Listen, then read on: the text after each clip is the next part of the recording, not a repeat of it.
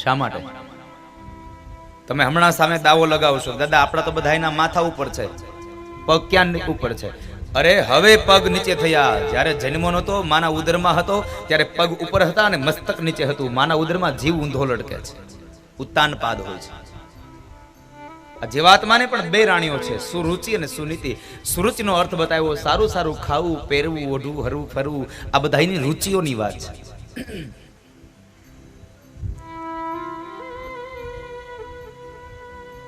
એમ અહીંયા ઉત્તાનપાદ રાજાને પણ સુરુચિ વાલી છે અને સુનીતિ અણમાનીતી છે. બરાબર સુનીતિનો દીકરો ધ્રુવ દોડતો આવે છે પોતાના પિતાશ્રીની ગોદમાં બેસવા.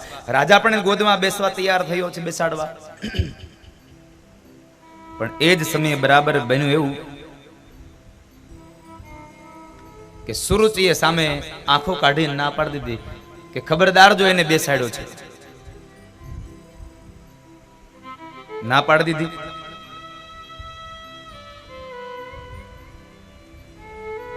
રાજા ઉત્તાનપાદે એમને એમના દીકરાને ન બેસાડ્યા.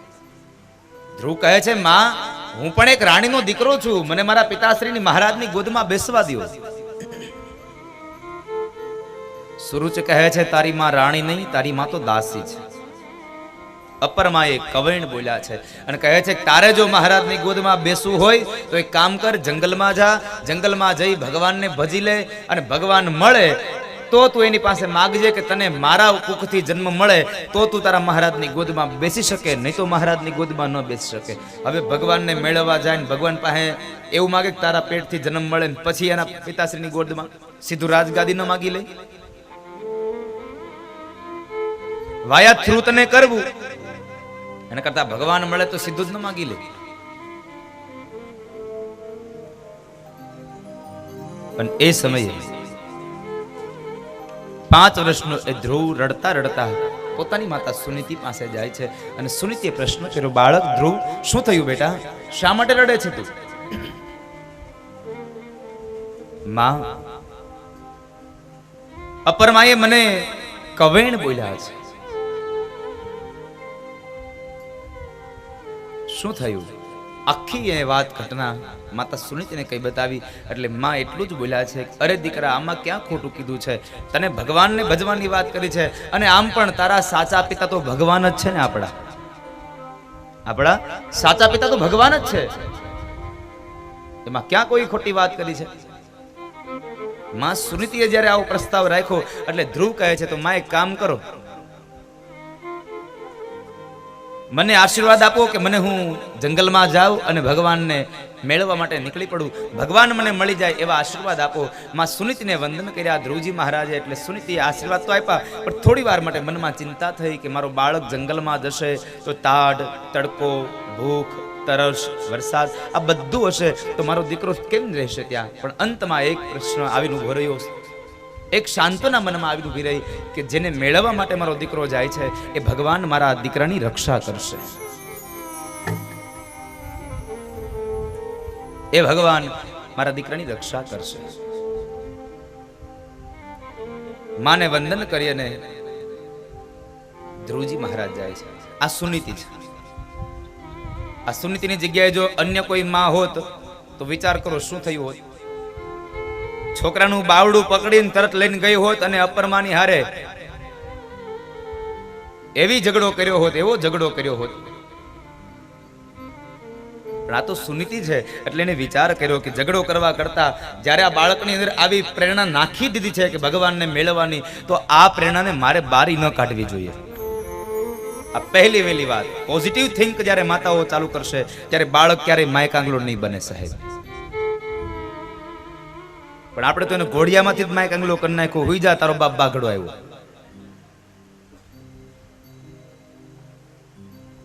આપણે એને ત્યાંથી જ હાવ એકદમ માયકાંગલો બનાવ્યો હોય. કેટલા પ્રકારની વાતો કરીને આપણે એને ડરાવતા હોઈએ. સુઈ જા રાતની માં આવી. હવે આ રાતની માં સુરત થી નીકળી ગઈ ને ભેસવડી ના ક્યાં જંગલમાં કરી હોય ને તો જડે તો કેજો મને. અરે શું હાલડા સાહેબ. બાળકને પારણિયામાંથી જ એવો નિડર બનાવો, એવો એને નિર્ભય બનાવો, મોટો થઈ અને ડરે નહીં.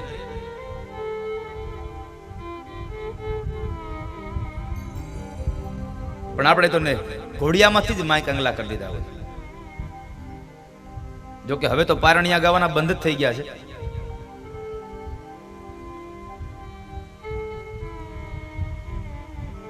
પણ આ સુનીતિ છે એટલા માટે એમને ઝઘડો ન કર્યો, પણ પોતે પોતાના દીકરાને આશ્વાસન રૂપી શબ્દો આપી અને એની અંદર એક ભક્તિનો સ્ત્રોત જગાવ્યો છે. બેટા, આમ પણ ભગવાનને મેળવા જ રહ્યા છે.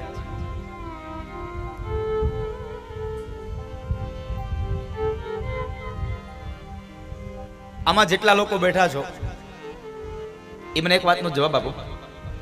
આ તમને લોકોને સાધુ લોકો જે છે, સાધુ કેટલા લોકોને ગમે? જરા હાથ ચોકરો તો. સાધુ કેટલાને ગમે છે? સંતો કેટલાને ગમે છે? સાધુ સંતો. હવે એક જવાબ આપો. તમારો છોકરો એમ કે મારે સાધુ થઈ જાવ, જવા દો?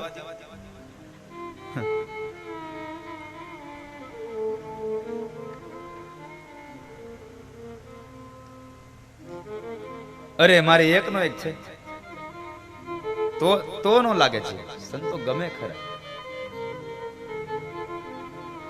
સાધુ ગમતો હોય છે, સંત ગમતો હોય. બાળકને મોકલ્યો છે. બાળક ધ્રુવ ઘરેથી નીકળે છે.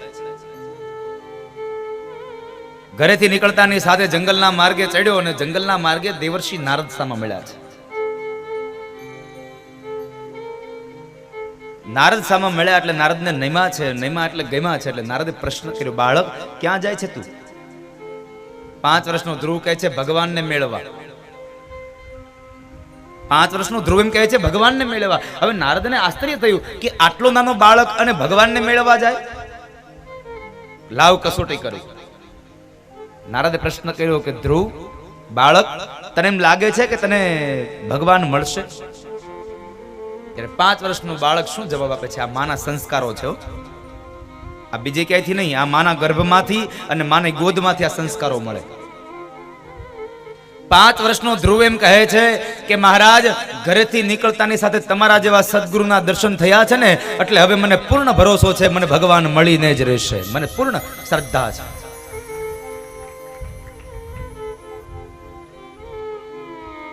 જ્યારે કોઈ મહાપુરુષ મળે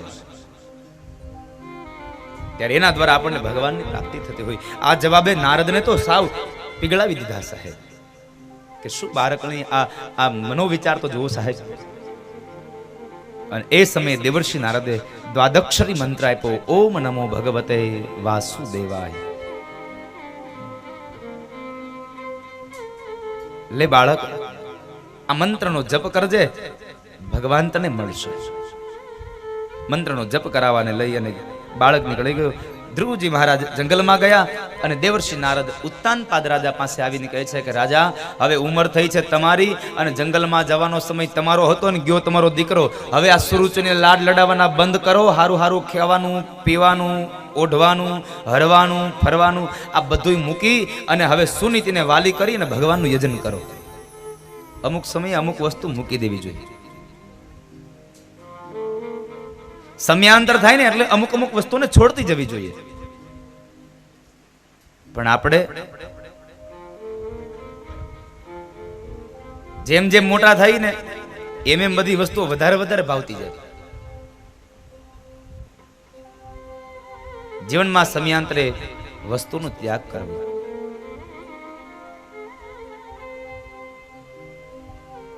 ભગવાન મોઢાના દાંત પાડી નાખે તો આપણે ચોકઠા બેહારીએ અને પછી ચણાના એને શાક ખાઈએ અને પછી અડધી રાતે છોકરાને કહીએ હવે મને ડોક્ટર પાસે લઈ જાય ને આજ ચણાનું શાક ખાધું છે ને હક નથી.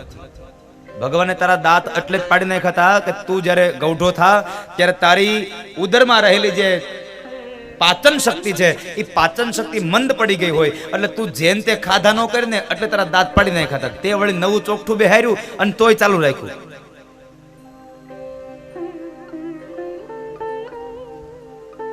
ચોકઠું પાડી નાખે છતાં આપણે ખાવાનું ચાલુ રાખીએ.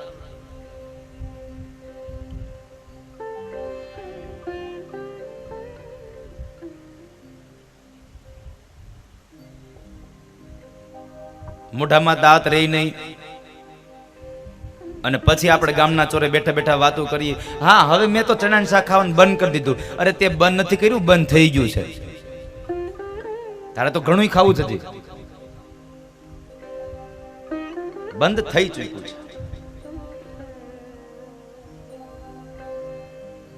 યથાયોગ્ય સમયે જીવનમાંથી અમુક વસ્તુઓનો ત્યાગ કરવો સાહેબ. હું તો દર કથામાં કહું છું, તમને કહેતો જાઉં છું કે 50 વર્ષના થાય ને વનમાં જાય ને વનમાં, એટલે બધું છોકરાને હોપી દેવાય. 51મા વર્ષમાં પ્રવેશ થાય એટલે છોકરાને સોંપી દેવાય કે લ્યો ભાઈ હવે તમે વ્યવહાર કરો. અત્યાર સુધી અમે વ્યવહાર કર્યા, હવે તમે વ્યવહાર કરો. પણ આપણે થાય એવું એ 50 વર્ષ પૂરા થાય ને પછી જીવવાની મજા હોય. અરે 50 વર્ષનું ક્યાં કરવી, 70 વર્ષ થાય ને તોય આપણે હાથમાંથી વ્યવહાર નથી મૂકતા. 70 વર્ષે હજી આપણે હાથમાંથી પૈસા દેવા પડે છોકરાને, લે ભાઈ આ લેતો આવજો. અરે પૈસાની વાત તો એક બાજુ રહી, 70 વર્ષના થાય ને ગામમાં કોકની ત્યાં લગ્ન હોય ને કોઈકના છોકરાની જાન જવાની હોય અને આગલે દી હાંજે નોતરું આવે ને ત્યાં આપણે આગલે દી કહેવા માંડીએ ઓલા ધોળા કપડાની ઇસ્ત્રી કરી નાખજો, કાલ સવારે મારે જાનમાં જવાનું. હવે તમારે જાનમાં નથી જવું, છોકરાઓને જવા દો. તમારા છોકરાને કોઈ ઓળખશે નહીં. સમયાંતરે યથાયોગ્ય વસ્તુઓનો ત્યાગ કરવો. ઉત્તાનપાદ રાજા કહે છે કે દેવર્ષિ, મારો દીકરો ધ્રુવ પાછો આવી જશે ને એટલે હું આ મારા સંસારનો ત્યાગ કરી અને હું તીર્થમાં ચાલ્યો જઈશ. દેવર્ષિ નારદ નીકળી ગયા. આ બાજુ ધ્રુવજી મહારાજ મધુવનમાં ગયા છે અને મધુવનની અંદર ધ્રુવજી મહારાજ ભગવાનનું યજન કરે છે. શરૂઆતના મહિનાઓની અંદર એમણે કંદમૂળ ખાઈ અને તપશ્ચર્યા કરી. ત્યાર પછીનો બીજો મહિનો જે હતો એ મહિનાની અંદર 6 દિવસ સુધી ભગવાનનું યજન કરે અને 6થા દિવસે માત્ર તૃણપત્રો ખાય છે. ત્યારબાદ ત્રીજા મહિને 9 દિવસ સુધી ભગવાનનું યજન કરે, 9મા દિવસે માત્ર જલપાન કરે છે. ત્યારબાદ ચોથા મહિનાની અંદર એમણે 12 દિવસ સુધી ભગવાનનું યજન કરે. 12મા દિવસે ન તૃણપત્રો ખાય, ન ફળ આહાર ખાય, ન પાણી પીવે, માત્ર 12મા દિવસે શ્વાસોશ્વાસની ક્રિયા કરી લે અને વળી પાછા 12 દિવસ ભગવાનના યજનમાં બેસી જાય. ત્યાર પછીના મહિને તો એણે પોતાના શ્વાસ લેવાની પણ ક્રિયા બંધ કરી. જીત શ્વાસો નૃપાત્મજઃ, પોતાના શ્વાસને એણે જીતી લીધા છે. આખો જગત અહીંયા ગુંગળાવા લાગ્યું. દેવાધિદેવ ઇન્દ્રજી યાર ભગવાન નારાયણ પાસે ગયા અને ભગવાન નારાયણને કહે છે, પ્રભુ આ જગત ગુંગળાય છે, હવે શું છે આ? અને ભગવાન નારાયણ બોલ્યા છે, ઇન્દ્ર તમે ચિંતા કરો માં, આ તો મારો એક ભક્ત છે, એક બાળક છે, એને પોતાના શ્વાસને રોક્યા છે એટલે એમણે આ જગત ગુંગળાયું છે. પણ હમણાં જઈ અને એમને દર્શન આપી અને હું આ જગતને મુક્ત બનાવું છું, તમે ચિંતા ન કરો. ભગવાન ચતુર્ભુજ નારાયણ રૂપ લઈ ગરુડ ઉપર બિરાજમાન થઈ મધુવનમાં આવ્યા. જે જગ્યાએ 5 વર્ષનો ધ્રુવ પોતાના જમણા પગના અંગૂઠા નીચે આ ધરતીનો છેડો દબાવીને ઉભો છે, ધરતીનો છેડો જ્યાં દબાવીને ઉભો છે ત્યાં આગળ જઈ ભગવાન ઉભા રહ્યા. પણ ધ્રુવજી મહારાજની આંખો બંધ છે એટલે એમને ખ્યાલ નથી કે ભગવાન આવ્યા છે. એટલે શું કર્યું? ભગવાને એને હૃદયસ્થ દર્શન આપ્યા. બંધ આંખોમાં ભગવાનને ચતુર્ભુજ નારાયણ દેખાડ્યું અને થોડી ક્ષણોમાં એ રૂપને અંતર ધ્યાન કર્યું. અને ધ્રુવજી મહારાજ એકદમ વ્યાકુળ વ્યાકુળ થઈ, ક્યાં ગયા ભગવાન, ક્યાં ગયા? જે આંખો ખોલીને તો જે બંધ આંખોમાં ભગવાન દેખાયા હતા એ જ ચતુર્ભુજ નારાયણ ધ્રુવની સામે આવીને ઉભા રહ્યા છે. 5 વર્ષના ધ્રુવે ભગવાનના દર્શન કર્યા છે. 5 વર્ષનો બાળક ભગવાનને પ્રાર્થના કરવા જાય છે. બોલવું છે, હવે 5 વર્ષનો બાળક શું બોલે?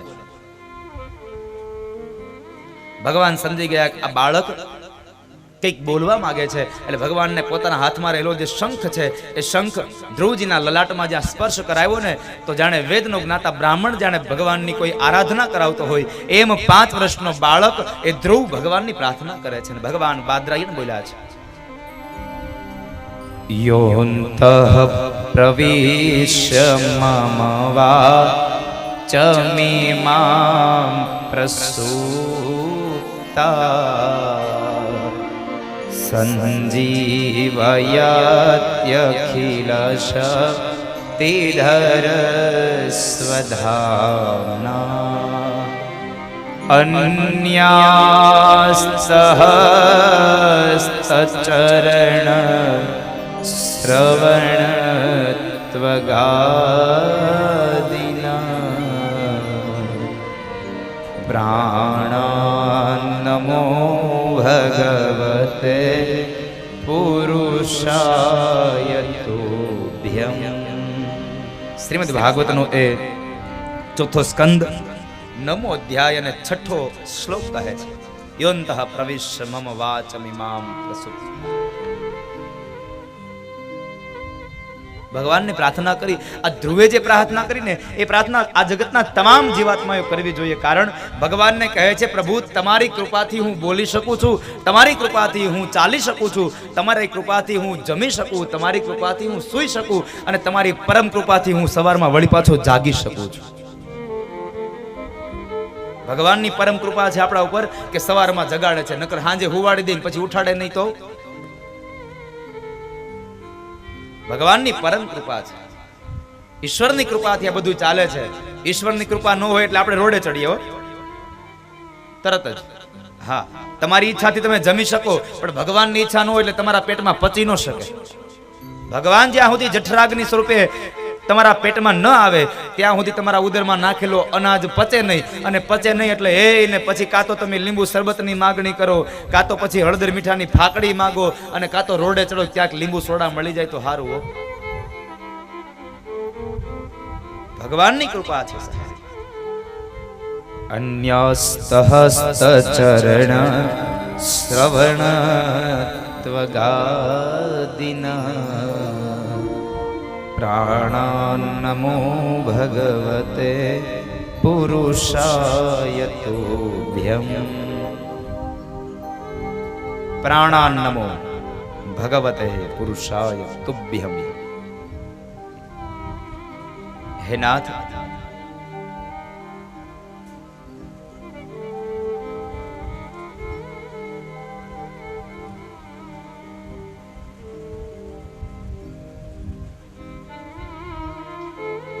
તમારી કૃપાથી મારું જીવન ચાલે છે. ભગવાન કહે છે, માગો બાળક, શું આપું? છતાં પણ ધ્રુવજી મહારાજ કઈ ન બોલ્યા. ભગવાન સમજી ગયા. એટલે ભગવાન કહે છે, બાળક, તારા મનની જે ઈચ્છાઓ છે ને એ હું તને આપું છું. જો હું તમને વારંવાર ના પાડું છું ને, ભગવાન પાસે કોઈ દિવસ કઈ માગવું નહીં. નહીં માગવાનો કેટલો ફાયદો એ તમે જોઈ લો. હવે કદાચ બાળક ધ્રુવે માંગ્યું તો શું માગત કે હે ભગવાન, મને મારા પિતાશ્રીની ગોદમાં બેસવાનો અધિકાર મળે, આટલું જ માગત ને. આનાથી વિશે શું માંગીએ? હવે આપણને એમ થાય કે આપણે જે જરૂર છે એ જ માગીએ. આપણે ભગવાનને કહીએ, હે ભગવાન, આ 2 લાખ રૂપિયા આમાં મળી જાય તો કામ થઈ જાય. કેટલા? 2 લાખ. હવે ભગવાને તમને 5 લાખ નક્કી કર્યા હોય અને તમે 2 લાખ માંગો. એટલે અહીંયા આગળ ધ્રુવજી મહારાજે કશું ન માંગ્યું. એટલે ભગવાન સમજી ગયા, આને જે જોઈતું તું આપી દઉં. એટલે ભગવાને શું આપ્યું તો કહે છે કે બાળક, તારા મનની ઈચ્છાઓને હું જાણું છું. તારે તારા પિતાશ્રીની ગોદમાં બેસવું હતું, પણ હું તને તારા પિતાશ્રીની ગોદમાં નહીં, તારો પિતાશ્રી જે રાજગાદી ઉપર બેઠો છે એ રાજગાદીનો હું અધિકારી બનાવું છું. અને 1 વર્ષ માટે નહીં, 2 વર્ષ માટે નહીં, હું તને 36,000 વર્ષનો રાજા બનાવું છું. કેટલો મોટો જેકપોટ લાગી ગયો સાહેબ. न मगाए भगवान पासे. भगवान को चाहो लेकिन भगवान से कुछ न चाहो. તમે ઈશ્વરને ચાહો. આ હું તમારી સામે લ્યો. મેં કોઈ દી તમને કીધું કવરનું? જીતુભાઈની અમારે આવ્યા હતા કે તમારું કવર શું થાય છેલ્લે.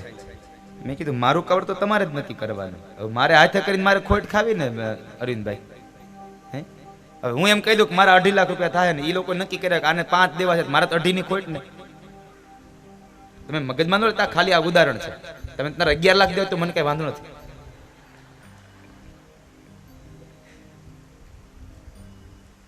મારો કહેવાનો ભાવાર્થ ખાલી. પણ તમે બહુ બળભાગી છો, આ વરમાં આવી ગયા.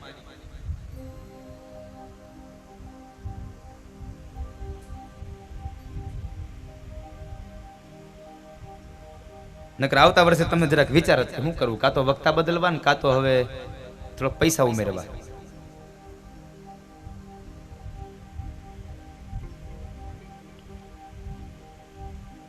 આ તમારી કથા તો મને આગળ એક અમદાવાદની એક કથા મળી, પણ એમાં મારે બાંધછોડ કરવી પડી. અમારા કકાણી પરિવારની બાપુનગરની કથા છે, થોડી ઘણીઓ, લાંબી કઈ નહીં. ભગવાન પાસે કોઈ દી કેવું નહીં, એટલે મને પૂછતા હતા તમારું કવર કેટલું થાય. મેં કીધું તમારે જે આપવું હોય. હાથે કરીને આપણે આપણા 2.5 લાખ તોડવા, હાથે કરીને આપણે આપણા 7.5 લાખ તોડવા, શું કામ એને આવો ધંધો શું કામ કરવાનો? ચંદુભાઈ બરાબર છે ને? મણજો આજથી નોટું ગણવા બે ભાઈ તઈ માંડ મેળ આવશે. આનંદ કરો. હું કદાચ તમારી પાસે માગું ને તો એટલું ન મળે, કારણ મારા ભાગ્યમાં લખાઈ ચૂક્યું હોય ત્યારે 7 દિવસની કથા વાંચવાની છે, અને આ કથામાં તને આટલા જ રૂપિયા મળશે. એમાં હું કદાચ 3 કલાક કથા વધારે વાંચું તો મને પૈસા વધારે ન મળે, અને હું અડધી કલાકની કથા કાપી નાખું તો મને એટલા પૈસા ઓછા ન મળે. અહીંયા તો લખાઈ ગયું હોય બુટાણી પરિવારમાંથી આટલું જ ધન સંપદા પ્રાપ્ત થશે, કારણ ભાગ્ય તો ઈશ્વરના હાથમાં લખાયેલું છે. અને આપણો એક જ શોખ છે સાહેબ, યજમાન પાસે પૈસા માંગવા એના કરતા યજમાનને જ ન માગી લે. હા હા અરવિંદભાઈ, હું સાચું કહું વ્યાસપીઠથી, મને યજમાન પાસે પૈસા માંગવા ને ખીચામાં કેટલાક પૈસા લઈને જાઉં હું? 2 લાખ 5 લાખ વધીને 10 લાખ રૂપિયા ખીચામાં પડ્યા રે, એનાથી વધારે પડ્યા રે ન પડ્યા રે. એની કરતા આવા કરોડો રૂપિયા વાળા યજમાન મારી હારે ન રાખું, જેથી કરીને મારું એક કામ ઊભું જ ન રહે ક્યાંય. કરોડો રૂપિયા વાળા યજમાન જ હારે રાખીએ. એટલે મેં સવારે કીધું તો એક ફોન કરું ત્યાં જ્યાં હોય ત્યાંથી ઓફિસ. એ તો આપણી મોટી સંપદા છે સાહેબ.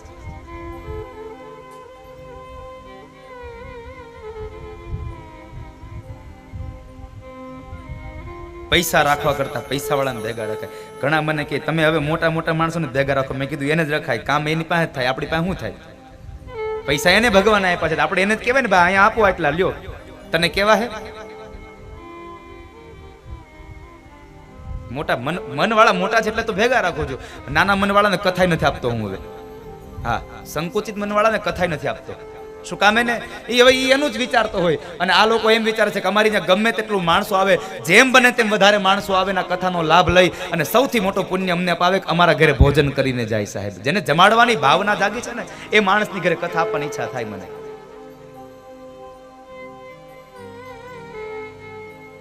એટલે તો આવતા વર્ષે નક્કી કર્યું છે ભલે 10 કથા જ કરવી, પણ વિશાળ કથાઓ કરવી, જેથી કરી અને બહોળી પ્રમાણની સંખ્યાઓને કથાનો લાભ મળે સાહેબ. મોટી કથાઓ કરવી, કારણ કે આ તો મારે ગેહે ગેહે જને જને વહેંચવાનો ગ્રંથ છે સાહેબ.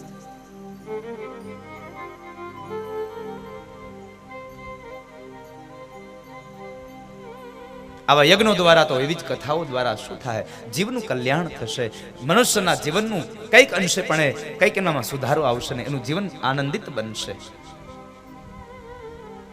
આ કથાનો એક જ હેતુ છે, મર્યા પછી તમને મોક્ષ મળે, મર્યા પછી ત્યાં ઉપર જઈને તમને આનંદ મળે કે ન મળે એની મને ખબર નથી, પણ તમે આ કથા સાંભળી લ્યો અને એકાદો શબ્દ લાગી જાય ને તો જેટલું જીવન બાકી છે ને એમાં તમને આનંદ મળી જાય ને એટલે સમજો અહીંયા જીવતા મોક્ષ મળી ગયો, તમને જીવતા મોક્ષ મળ્યો. બાકી અપેક્ષાઓ રહી જાય અને નકરી તારામારી કરવામાં કોકની હારે બાયધાજ કરીએ તો શું મોક્ષ મળવાનો હતો જિંદગીમાં? ઉપર જઈને મોક્ષ મળે એના કરતા અહીંયા જ મોક્ષ મેળવીને જાવ ને સાહેબ, અહીંયા આનંદ કરીને જાવ ને. એક જ હામ આપણને લાગી છે, મર્યા પછી સ્વર્ગ મળે, સ્વર્ગ મળે, સ્વર્ગ મળે. અરે મારે સ્વર્ગમાં જવું, મારે સ્વર્ગમાં જવું, એક જ ઈચ્છા છે. પણ હવે જરાક આ વાતને બદલી નાખજો. મારે સ્વર્ગમાં જવું છે એ ભૂલી જાજો અને એટલું નક્કી કરી લેજો, હું જ્યાં જીવું છું ત્યાં સ્વર્ગ થઈ જવું જોઈએ સાહેબ. હું જ્યાં જીવું ત્યાં સ્વર્ગ થવું જોઈએ. મારે જ્યાં જીવવું છે ત્યાં સ્વર્ગ હોવું જોઈએ. પણ આપણને એમ જ છે, આપણને સ્વર્ગ મળે, સ્વર્ગ મળે. અરે તમે જીવો ને આ સ્વર્ગ બનાવો સાહેબ. જીવન જ એવું જીવો, માણસ એમ કહી જાય કે આ માણસ તો સ્વર્ગનું જીવન જીવે છે. અહીંયા 36,000 વર્ષનું રાજ્ય આપ્યું અને અંતે ભગવાન કહે છે, જોજો જેકપોટ હજી નાનો નથી, હજી 2 છે. ભગવાન પાસે ન માંગ્યું એનો મોટો ફાયદો. ભગવાને કહ્યું કે હું તમને ધ્રુવજી મહારાજ 36,000 વર્ષના રાજા બનાવું છું. બીજી વાત, તમારું જ્યારે મૃત્યુ આવશે તમને ત્યારે મારું વૈકુંઠનું વિમાન લેવા આવશે. આ બીજો જેકપોટ. અને ત્રીજી વાત, હજી ત્રીજી બાકી છે. કે તમારું મૃત્યુ થશે, તમને મારું વૈકુંઠનું વિમાન લેવા આવશે, પણ હું તમને આકાશ મંડળમાં અવિચલ પદ આપું છું. અને પદ આપું છું એટલું નહીં, સપ્તર્ષિઓ જે મહાઋષિઓ છે તમારી પરિક્રમા કરશે. હવે આનાથી વિશેષ જેકપોટ મળે કેટલો? ન માગવાનો ફાયદો છે. બાકી ભગવાન પાસે જઈને માગશો તો ભગવાન કોઈ દી કઈ આપવાનો નથી સાહેબ.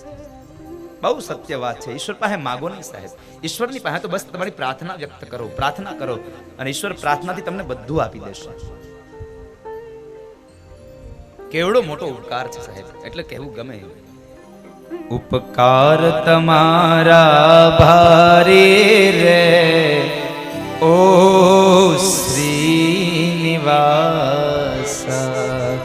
ઉપકાર તમારા ભારી રે હે શ્રીનિવાસા,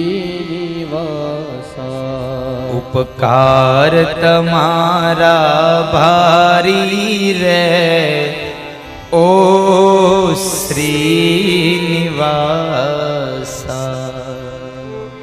ઉપકાર તમારા ભારી રે ઓ શ્રીનિવાસા.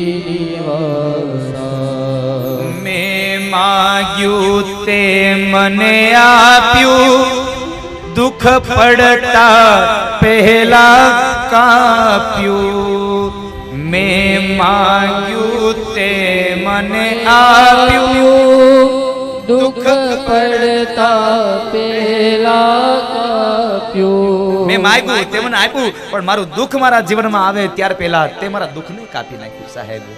ઉપકાર તમારા ભારે રે ઓ શ્રીનિવાસા, ઉપકાર તમારા રે ઓ શ્રીનિવાસા. આજના દિવસે માત્ર ભક્તિ કરજો, ભગવાનની પૂજા કરજો, ભગવાનનું યજન કરજો, તમારે જેકપોટ લાગી જાય. કારણ આજે એકાદશી છે.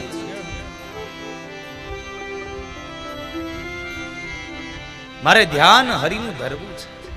બસ ધ્યાન ધરજો, નિર્ગુણા ભક્તિ કરજો આજના દિવસે. કશું માગતા નહીં, નકર આ દુનિયાનો માણસ તો માગવામાંથી જ પાર નથી આવતો. પોતાના માટે માગી લઈને પોતાનું બંધ થઈ જાય ને એટલે એમ કે હે ભગવાન હવે મારા દીકરાને આપજો, મારા છોકરાઓને આપજો. ધ્રુવજી મહારાજને 3 વસ્તુઓનો ભય પદાર્થ આપ્યું. 36,000 વર્ષનું રાજ્ય, વૈકુંઠનું વિમાન લેવા આવશે, અને અંતમાં તમને અવિચલ પદ આપું છું. જે માણસ સાચો માર્ગ બતાવે ને એને અવિચલ પદ મળે. ધ્રુવજીને અવિચલ પદ મળે છે. દરિયાની અંદર કોઈ જ્યારે ખારવાઓ ગયા હોય અને ભૂલા પડે, કદાચ એની હારે પેલું હોકાય અંતર ન હોય, પણ રાત્રિના સમયે જ્યારે આકાશમાં નજર કરે અને ધ્રુવનો તારો જોઈ જાય ને એટલે ખબર પડી જાય કે અમારો કિનારો કઈ બાજુ છે. જે દિશા બતાવે ને એને અવિચલ પદ મળે.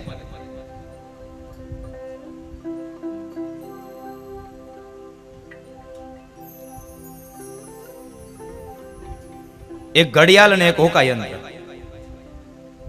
એક ઘડિયાળ અને એક હોકાયંત્ર, પણ મને ઘડિયાળ કરતા હોકાયંત્ર વધારે ગમે. આ તમને કહી દઉં શું કામ. એને આ દુનિયામાં મહત્વ છે. હોકાયંત્ર દિશા બતાવે અને ઘડિયાળ સમય બતાવે છે. પણ મહાપુરુષો કહે છે ને હું આપને કહેતો જાઉં કે ઘડિયાળમાં તમે કેટલું ચાલ્યા ઈ તમને જોવા મળશે, પણ હોકાયંત્રમાં તમને ઈ જોવા મળશે કે અમે કઈ દિશામાં હાલ્યા. જે સાચી દિશા બતાવે ને એ વાત છે સાહેબ. ભલે થોડું ચાલો પણ સારી દિશામાં ચાલો. તમે થોડું જીવજો પણ સારું જીવજો, મસ્તી વાળું જીવન જીવજો, કોઈકને ઉપયોગી થઈને જાજો, એમને ન વયા જતા. આટલી કથાઓ થાય છે છતાં પણ ક્યારેક માણસનો વિચાર તુચ્છ બન્યો હોય સાહેબ.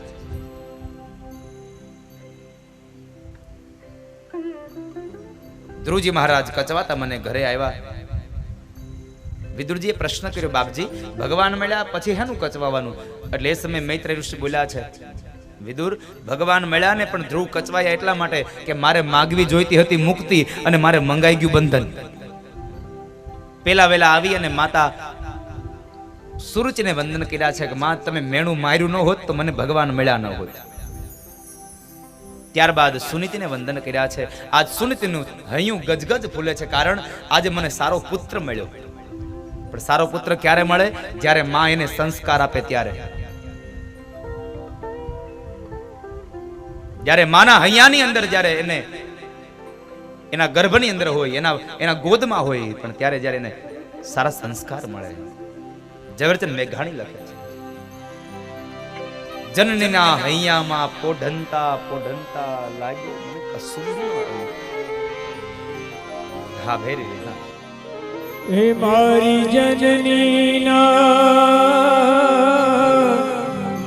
જનનીના હૈયામાં પોઢંતા પોઢંતા પીધો કસુંબીનો રંગ.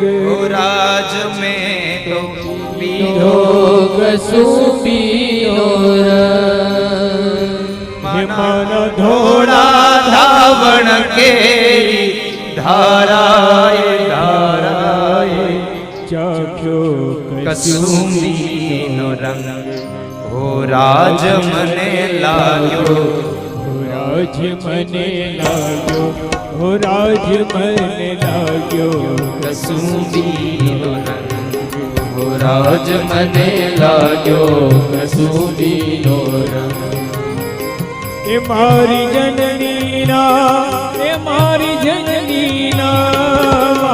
જનનીના હૈયામાં પોઢંતા પોઢંતા પીધો કસુંબીનો રંગ. ઓ રાજ મેં પીધો કસુંબીનો રંગ. એ માના ધોળા ધાવણ કેરી ધારાએ ધારાએ ચાખ્યો કસુંબીનો રંગ. ઓ રાજ મને લાગ્યો કસુંબીનો રંગ. ઓ રાજ મને લાગ્યો કસુંબીનો રંગ. મારી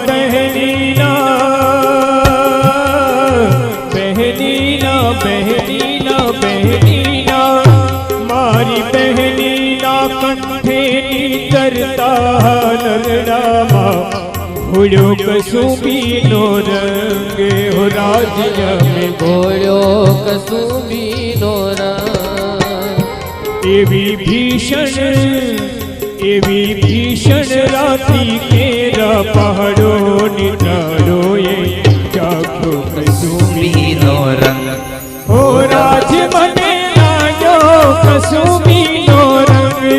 હો રાજ મને લાગ્યો કસુંબીનો રંગ. હો રાજ મને લાગ્યો કસુંબીનો મેઘાણીની રંગ. અંતિમ પંક્તિ કહે છે, ઝવેરચંદ મેઘાણીએ કહ્યું, મારી જનન્યા હૈયામાં પોઢંતા મને લાગ્યો આ કસુંબીનો રંગ. આ માના સંસ્કારની વાત છે.